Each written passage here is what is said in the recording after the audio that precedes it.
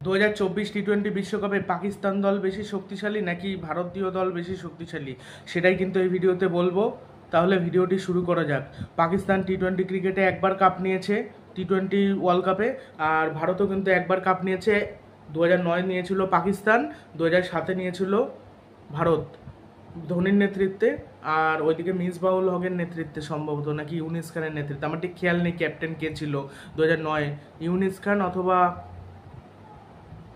মিসবাউল হকও হতে পারে।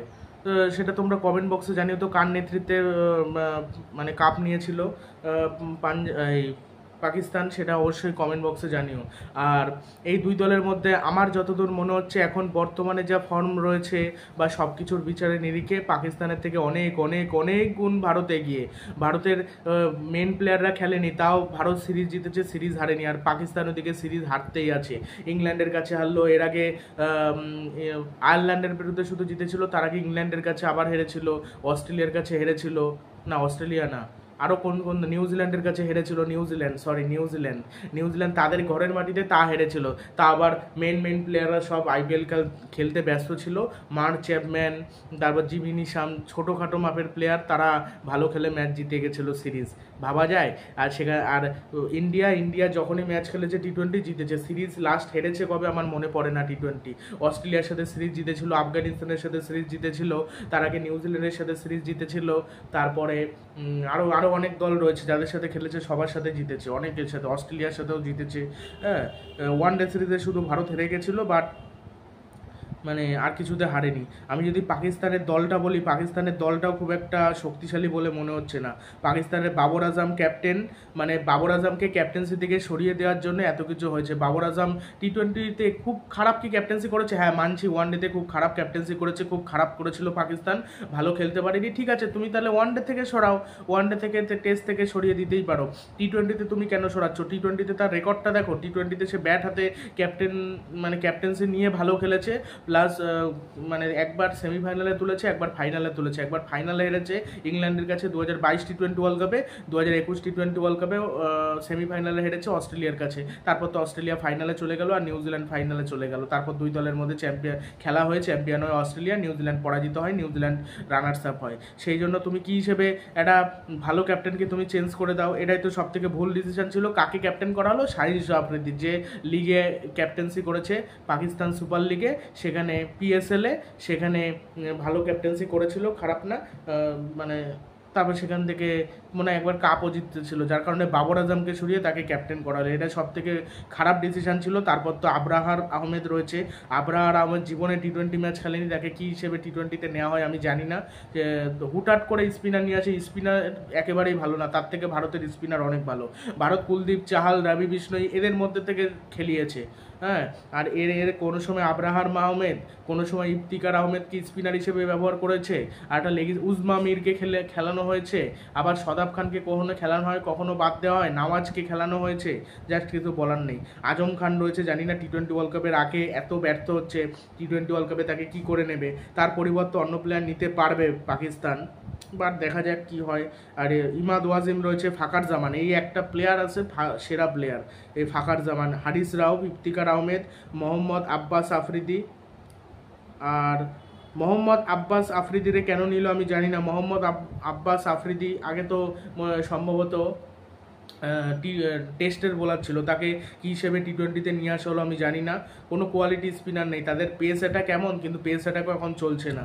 আর মোহাম্মদ আমির রয়েছে একটা ভালো বোলার, মোহাম্মদ রিজওয়ান, শাহিন শাহ আফ্রিদি, সাইম আয়ুব, সাদাব খান, শাহিন শাহ আফ্রিদি আর উসমান খান। পাকিস্তানের এখন জিততে গেলে বাবর আজম আর রিজওয়ানেরই ওপেন করতে হবে। 3-এ তুমি দরকার হলে সাইম আয়ুবকে খেলাও, 4-এ ফাকার জামানকে খেলাও, তাহলেই তো হয়ে গেল। 3-এ সাইম আয়ুবকে খেলাও, যদি সাইম আয়ুব খেলতে না পারে বাদ দিয়ে তুমি 3 নম্বরে একটু আগে নিয়ে আসো ইফতিকার আহমেদ বা অন্য কাউকে একটা আগে নিয়ে আসো, তাহলেই হয়ে গেল। রিজওয়ান বাবর আজম এই জুটি ওপেন করতে লাগবে, তাহলেই ভালো হবে। তারপর ফাকার জামান 4-এ আসবে, 4-এও খেলতে পারে ফাকার জামান, ওপেনও খেলতে পারে, 3 নম্বরেও খেলতে পারে, সব জায়গায় খেলতে পারে ফাকার জামান। ওপেন একটু বেস্ট, বাট ফাকার জামান দারুণ, মানে প্লেয়ারটা সত্যি ভদ্র প্লেয়ার, দারুণ। পাকিস্তানের প্লেয়ার হলো আমি পছন্দ করি ফাকার জামানকে। এই ফাকার জামানই 2017 সালে হারিয়ে দিয়েছিল ভারতকে সেঞ্চুরি করে চ্যাম্পিয়ন্স ট্রফিতে, মানে জঘন্য মানে বল করেছিল ইন্ডিয়া। সাইমাও, সদাব খান, শাহিন আফ্রিদি, উসমান খান বলেছি। সেই জন্য এই টিমের থেকে ভারতের টিমটা অনেকটাই শক্তিশালী, পারফরমেন্সের দিক থেকেও ভারত শক্তিশালী, সব কিছুর দিক থেকে ভারত শক্তিশালী। টি-20 ওয়ার্ল্ড কাপের রেকর্ড দেখতে গেলেও একবার মাত্র পাকিস্তানকে হারিয়েছে, এই পাকিস্তান কি ভারতকে হারিয়েছে একবার, আর প্রতিবার ভারত পাকিস্তানকে হারিয়ে দিয়েছে। ভারত পাকিস্তানকে প্রতিবারই টি-20 ওয়ার্ল্ড কাপে হারায়, একবার শুধু হারাতে পারেনি, ওই হারা অধিনায়ক হলো বিরাট কোহলি। 2021 সালে টি-20 ওয়ার্ল্ড কাপে একেবারে লজ্জাজনকভাবে হেরেছিল, লজ্জাজনকভাবে হেরেও ছিল, ভালো খেলতেও পারেনি ভারত। ভারতের যদি পারফরমেন্স বিচার করা হয় 2021 এবং 22-এর, আর পাকিস্তানের যদি বিচার করা হয় পারফরমেন্স, তাহলে কিন্তু অনেকটা এগিয়ে থাকবে পাকিস্তান। তার কারণ পাকিস্তান অন্তত সেমিফাইনালে গেছিল, ভারতও সেমিফাইনালে গেছিল, 22-এর সেমিফাইনালে হেরে গেছিল ইংল্যান্ডের কাছে। ভারত পাকিস্তান কিন্তু আবার মুখোমুখি হতে পারত, পাকিস্তান অলরেডি কিন্তু চলে গেছিল প্লে অফ এই ফাইনালে। ইংল্যান্ডকে যদি ভারত হারিয়ে দিত তাহলে কিন্তু ভারত পাকিস্তান আবার পুনরাবৃত্তি হতো ফাইনালের। 2007 টি-20 ওয়ার্ল্ড কাপে যেরকম হয়েছিল, এই পাকিস্তানি কিন্তু রানার্স আপ হয়েছিল সে বছর, পাকিস্তানকে হারিয়ে দিয়েছিল ভারত।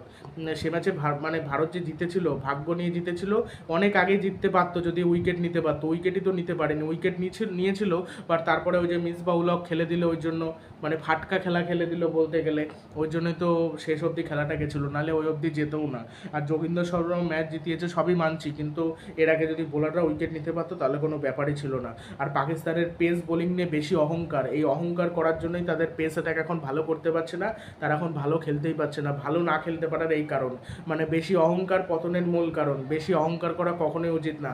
আমাদের বোলিং সেরা, লোকে যখন বলবে সেটা তো সেরা হবে, নিজেরা নিজেদের বললাম আমাদের বোলিং সেরা, তাহলে তো সেরা না। অন্য সবাই বলবে পাকিস্তানের বোলিং সেরা, তাহলেই সেরা হবে। পাকিস্তানকে অনেকে রাখছে যে সেমিফাইনালিস্ট হিসেবে, আবার অনেকে রাখছে না, খুবই কম রাখছে। বেশিরভাগ অস্ট্রেলিয়া, ইংল্যান্ড, ভারত এদেরকে বেশিরভাগ রাখছে, ওয়েস্ট ইন্ডিজকেও কেউ কেউ রাখছে, আবার অনেকে রাখছে না।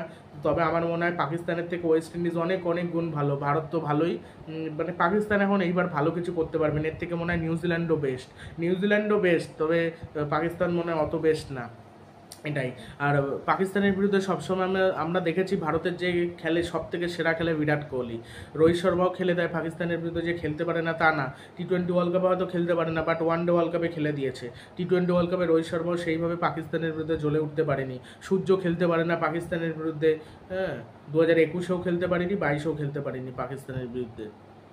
আর টি-20 ওয়ার্ল্ড কাপ বা ওয়ানডে ওয়ার্ল্ড কাপ এই সময় ভারত পাকিস্তান ম্যাচ হয়, এছাড়া তো এমনি কোনো সিরিজ হয় না। রোহিত শর্মা এর মধ্যে বলেছিল যে আমিও চাই ভারত এবং পাকিস্তানের মধ্যে টেস্ট সিরিজ হোক। টেস্ট সিরিজ লাস্ট 2006-07 সালে হতো, হলে ভালো হবে। তাহলে কি মানে এটা মানে উত্তেজনাপূর্ণ টেস্ট সিরিজ হবে, সেটা হয় না কেন আমি জানি না, তবে হলে ভালো হবে, উত্তেজনাপূর্ণ হবে। পাকিস্তানও খেলতে চায় ভারতের সাথে দ্বিপাক্ষিক সিরিজ, কিন্তু হতে চায় ওই জন্য আর কি খেলা হয় না, না হলে তো খেলা হয় ভারত পাকিস্তান। আর পাকিস্তানের প্লেয়ার এই ভারত পাকিস্তানের মধ্যে একটু সমস্যা থাকে বলে এদের মধ্যে ম্যাচটা হয় না, প্রতিযোগিতাপূর্ণ ম্যাচটা হয় না। অনেকেই চায়, অনেক প্লেয়ারই চায় ভারত পাকিস্তানের মধ্যে টেস্ট সিরিজ হোক, ওয়ানডে সিরিজ হোক, বাট হয় না। এরা মুখোমুখি হয় ওয়ানডে ওয়ার্ল্ড কাপে, টি-20 ওয়ার্ল্ড কাপে। 2007 সালের পর থেকে এদের মধ্যে কোনো সিরিজও না, 2007-এর পর হয়েছিল টেস্ট সিরিজ হয়েছিল নাকি আমার ঠিক খেয়াল নেই। ওয়ানডে সিরিজ হয়েছিল 2012 না 13-তে, সে ওই যে ভুবনেশ্বর কুমারের উদয় হয়েছিল তখন। কি বল করতো প্রথমে, সে সুইং বোলার ভুবনেশ্বর কুমার, বল ভেতরে নিয়ে আসতো আর বাইরে নিয়ে আসতো। ইনসুইং বলগুলো কতটা ভেতরে ঢুকে যেত বলটা, একেবারে অসাধারণ।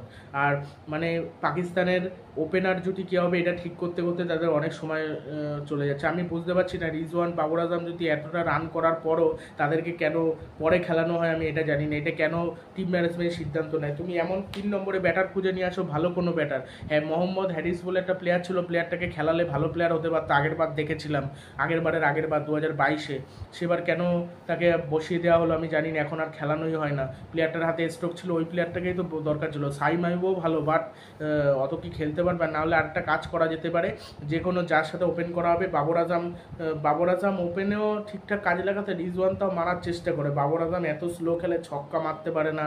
ছোটোখাটো টিমের বিরুদ্ধে সবাই বলে 4-6 মারতে পারে, মানে ছক্কাই মারতে পারে না কেন কি জানি। বাবর আজম এটাই হলো ভালো লাগে না বাবর আজমের ব্যাটিংয়ের জন্য। আর বাবর আজম এমন ভালো কোয়ালিটির ব্যাটার না, মোটামুটি ব্যাটার। আর বাবর আজম ওই যে জিম বাবর বলছিল না, জিম বাবর বলবেই না কেন, মানে জিম বাবর বলার কারণই হলো জিম্বাবুয়ের সাথে ভালো খেলে দেয় বেশি, কঠিন পিচে রান করতে পারে না। আর ভারতের বিরুদ্ধে তো রানই করতে পারে না। ওই টি-20 ওয়ার্ল্ড কাপ ওই একবারই রান করেছিল বোধহয়, মানে ভারতের বিরুদ্ধে ওই একবারই, মানে 2021-এ ওই একবারই হারিয়েছিল। পাকিস্তানে কি উৎসব, আর ভারতের সে সময়টা খারাপ যাচ্ছিল, কোহলি ক্যাপ্টেন্সি ছেড়ে দেবে, কোহলিকে মানে তখন থেকে চাপ শুরু হয়েছিল নতুন অধিনায়ক হবে রোহিত শর্মা। রোহিত শর্মা যখন অধিনায়ক হলো অনেকেই ভেবেছিল ওয়ানডে ওয়ার্ল্ড কাপও রোহিতের নেতৃত্বে জিতবে, টেস্ট চ্যাম্পিয়নশিপ জিতবে, টি-20 ওয়ার্ল্ড কাপ জিতবে।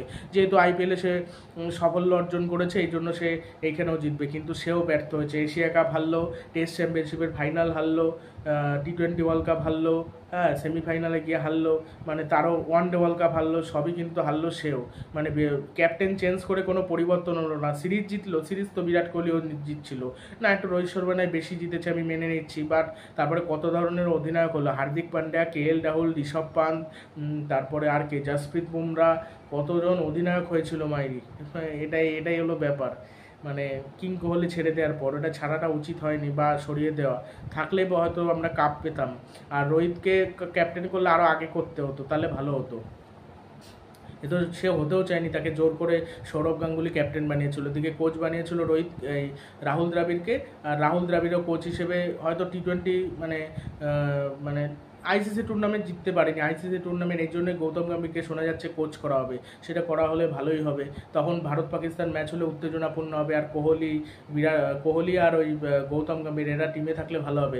বিরাট কোহলি নাকি নিজেই নাকি বিসিসিআইকে বলেছে যে গৌতম গম্ভীরকে কোচ করার জন্য, তার কারণ বিরাট কোহলি নিশ্চয়ই দেখেছে কোচের মধ্যে কিছু রয়েছে, গৌতম গম্ভীরের মধ্যে। KKR এত ভালো খেলছে, KKR কংগ্রাচুলেশনে জানিয়েছে বিরাট কোহলি, যে প্রকৃত সেরা ক্রিকেটার সে সবসময় তাদের খেলার প্রশংসা করবে। অনেক ক্রিকেটারই, নিকোলাস পুরান, আরও অনেকে KKR-এর খেলাকে প্রশংসা করেছিল। KKR-এর খেলাকে প্রশংসা করবেই না কেন, যেভাবে তারা খেলেছিল জাস্ট কোনো কথা হবে না। KKR-এর আগে ভারত, এই জন্য ভারতের কোচ হলে ভালো হয় গৌতম গম্ভীর, তাহলে আমরা আইসিসি ট্রফি জিততে পারি। তার মধ্যে একটা আইসিসি ট্রফি জেতার খিদে রয়েছে, ভয় না পাওয়ার খিদে রয়েছে, তার মধ্যে এমন চেষ্টা রয়েছে যে সে সব কিছু করতে পারে, মানে অসাধারণ অসাধ্য সাধন করতে পারে, সে সত্যি সেরা। মানে সে যেরকম আর কি মনের দিক থেকে ভালো, হ্যাঁ হয়তো মাঠে সে প্রতিদ্বন্দ্বিতাপূর্ণ একটু ঝামেলা টামেলা হয়, বাট পরে কিন্তু ঠিক হয়ে যায়। খেলা একটা আলাদা বিষয়, ওটা হতেই পারে। সবাই যে চুপচাপ থাকবে, সবাই একই ধরনের হয় না। এই যে হার্ষিত রানা একটু অ্যাগ্রেসিভ টাইপের, অ্যাগ্রেসিভ মাইন্ডের। এই যে কিং কোহলিও তো অ্যাগ্রেসিভ মাইন্ডের, তাই বলে সে ভালো প্লেয়ার হয়নি, বড় মাপের প্লেয়ার হয়নি, হয়েছে। পরিশ্রম করলে তার সাফল্য মেলে, পরিষ্কার কথা। পরিশ্রম করে যাও, আর গৌতম গম্ভীর প্রচুর পরিশ্রম করে, এবং ওই জন্য আর কি কোচ হলে ভালো হবে। আর মানে পাকিস্তানে কোনো প্রয়োজনে যে ক্যাপ্টেন হয় ছেড়ে দেয়। বাবর আজম তো ক্যাপ্টেন্সি পরে নিতেও চায়নি, পরে তাকে জোর করে ক্যাপ্টেন করা হয়েছে। আর একটা রিদেমে চলতে থাকে, তখন হুট করে তাকে সরিয়ে দিয়ে আবার পরে অধিনায়ক করা, এটা কিন্তু খুবই চাপের হয়ে যায়। বা মানে পাকিস্তান এবার সেমিফাইনাল যাওয়া তো দূরের কথা, হারবে ম্যাচ।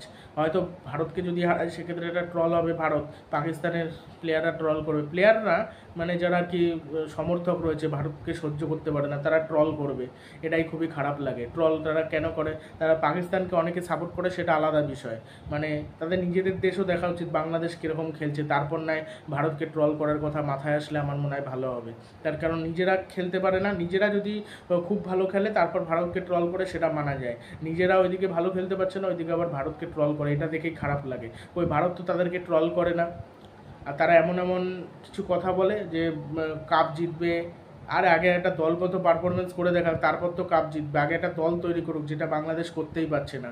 আর পাকিস্তানের সব কিছু ঠিকঠাক হচ্ছিল, এই 3 নম্বর জায়গা নিয়েও তাদের সমস্যা তৈরি হয়েছে। কোনো সময় বাবর আজম খেলছে, কোনো সময় সাইম আয়ুব, কোনো ফাকার জামান চারেই খেলে। 3 নম্বর জায়গা নিয়ে ওদের সমস্যা তৈরি হয়েছে, ভালো ফিনিশার নেই, যার কারণে সমস্যায় পড়বে। কোনো ফিনিশারই ভালো নেই ভারতের, যেমন ফিনিশার তাও হার্দিক পান্ডিয়া, জাদেজা এরা রয়েছে, সব দলের বিদেশি দলগুলোর ভালো ফিনিশার রয়েছে। ভারতের রিঙ্কু সিং থাকলে ভালো হতো, বাট নেই, আর কি করা যাবে। আর সিরাজ কেমন বল করে সেটা দেখতে হবে পাকিস্তানের বিরুদ্ধে, বা অক্সদীপ সিং যেই খেলুক না কেন। কুলদীপ ভালো করবে, কুলদীপ সবসময় বরাবরই পাকিস্তানের বিরুদ্ধে ভালো করে, দেখা যাক কি হয়। আর ভারত পাকিস্তান ম্যাচ 9 জুন রয়েছে। আমি এমনি ভারত আর পাকিস্তানের মধ্যে কোন দল শক্তিশালী সেটা পুরো বিস্তারিত বললাম। সব দিক থেকে ভারত পুরোপুরি শক্তিশালী, পাকিস্তান সব দিক থেকে পিছিয়ে রয়েছে, বর্তমানের ফর্মের বিচারে হোক বা যাই হোক। যে ভারত পাকিস্তানের মধ্যে ম্যাচ হলে অনেকে যারা ক্রিকেট দেখে না, বা হয়তো ক্রিকেট খেলা দেখলেও ওই সেমিফাইনাল ফাইনাল ম্যাচ দেখে ভারত উঠলে, বা গুরুত্বপূর্ণ ম্যাচগুলো দেখার চেষ্টা করে, তারাও কিন্তু দেখবে ভারত। এই জন্য ভারত পাকিস্তান ম্যাচ হলে, সিরিজ হলে ভালো আর কি, ওই দিক থেকে এটাই, আর কিছু না। অনেকে সিরিজ দেখতেই চায় না, সিরিজের খেলা অত ভ্যালু নেই। এবার হ্যাঁ, ওই সিরিজে যদি কোনো ম্যাচ সেরা হয়, হাড্ডাহাড্ডিপূর্ণ হয়, তখন দেখার চেষ্টা করে, কিন্তু এমনি কিন্তু দেখে না। এটাই, অনেকে দেখতে চায় না, এটাই। এবারও হলে ভালো হয় আর কি, তাও কোনো অসুবিধার কিছু নেই। দেখা যাক কি হয়, হয় নাকি কখনো, পরে হতেও পারে এর আগে। আর পাকিস্তানের সাথে যখনই ভারতের খেলা হয় না, একটা চাপ থাকে, দুই দলের প্লেয়ারদের মধ্যে চাপ থাকে ভালো করার, হারলে একটা মান সম্মানের ব্যাপার। এই জন্য তারা জেতার চেষ্টা করে দুই দলই, পাকিস্তানও জেতার চেষ্টা করে, ভারতও জেতার চেষ্টা করে। ভারত তো ওই জন্য বিরাট কোহলি এত ভালো খেলে দেয় ওই জন্যই, নাহলে অন্য প্লেয়ার আউট হয়ে গেল, বিরাট কোহলি পুরো দায়িত্ব নিয়ে খেলে দেয়। হ্যাঁ, একটু স্লো ইনিংস খেলে, বাট ভালো। এটাই, মান সম্মান অন্তত বাঁচানোর চেষ্টা করে বিরাট কোহলি, ওই জন্য বিরাট কোহলির উইকেট পড়লে তারা আনন্দে উচ্ছ্বসিত হয়ে ওঠে।